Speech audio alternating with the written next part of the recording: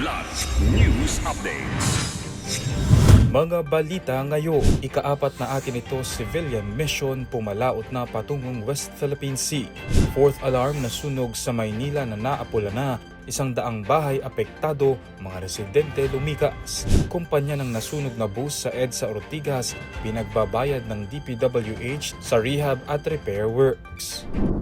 Ako po si Cesar Soriano para ihatid ang mga nangungunang balita sa buong kapuluan ngayon. Pumalaot na ang ika-4 na civilian mission ng atin ito coalition patungong Pag-asa Island sa West Philippine Sea o WPS. Sa isang send-off ceremony sa Pier 15, Manila South Harbor ngayong Huwebes, Abril 30, ibinida ni atin ito lead convener Rafaela David na makasaysayan ang paglalayag na ito dahil sa unang pagkakataon ay bababa sila sa Pag-asa Island. Lula ng MV Kapitan Felix Oca ang volunteers na maghahatid ng pagkain at fuel supplies at magsasagawa ng medical outreach para sa 500 residente sa isla.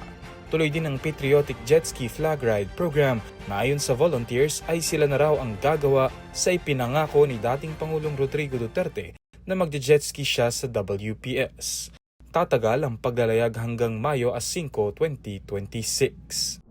Umabot sa ika-4 na alarma ang sunog na sumiklab sa residential area sa May Halige, Masangkay, Santa Cruz, Maynila, madaling araw ng Abril 30 na mabilis na kumalat sa dikit-dikit na kabahayan at nagdulot ng malawakang pinsala. Nagsimula ang apoy bandang 2:41 a.m. Umakyat sa ika-4 na alarma pagsapit ng 3:53 a.m. at tuluyang idineklarang fire out dakong 6:14 a.m. Tinatayang nasa 100 istruktura ang tinamaan dahilan upang mapilitang lumikas ang mga residente upang iligtas ang kanilang buhay at ari-arian. Agad kumilos ang Bureau of Fire Protection o BFP, katuwang ang Philippine Red Cross at Manila Disaster Risk Reduction Management o DRRM teams kasama ang Fire Volunteer Associations upang mabilis na mapigil ang pagkalat ng apoy at makapagbigay ng agarang tulong medikal sa mga apektadong pamilya. Bagamat naagapan ng apoy, nananatili ang makapal na usok sa lugar habang nagpapatuloy ang clearing operations, damage assessment at investigasyon sa sanhi ng sunog at kabuuang pinsala. Sinisingil ng Department of Public Works and Highways o DPWH ang kumpanyang may-ari ng tourist bus na nasunog sa EDSA Ortigas Interchange matapos magdulot ito ng pinsala sa flyover.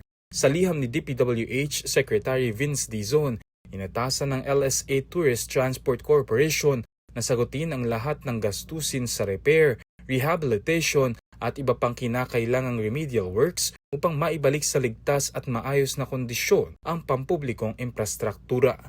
Batay sa isinagawang inspeksyon, nagtamo ng concrete spalling, exposed steel bars at discoloration deposits ang ilalim ng interchange dahil sa matinding init ng sunog. Matatanda ang pansamantalang isinara ang bahagi ng EDSA Ortigas sa loob ng ilang araw para sa clearing, load testing at structural assessment na nagdulot ng matinding abala sa mga motorista. Wala pang tugon ang kumpanya sa demand letter ng DPWH. Para sa Kidlat News Channel, ako si Renzel Lenon, nag-uulat. Ako po si Cesar Soriano, kasama nyo sa bawat pagputo ng balita.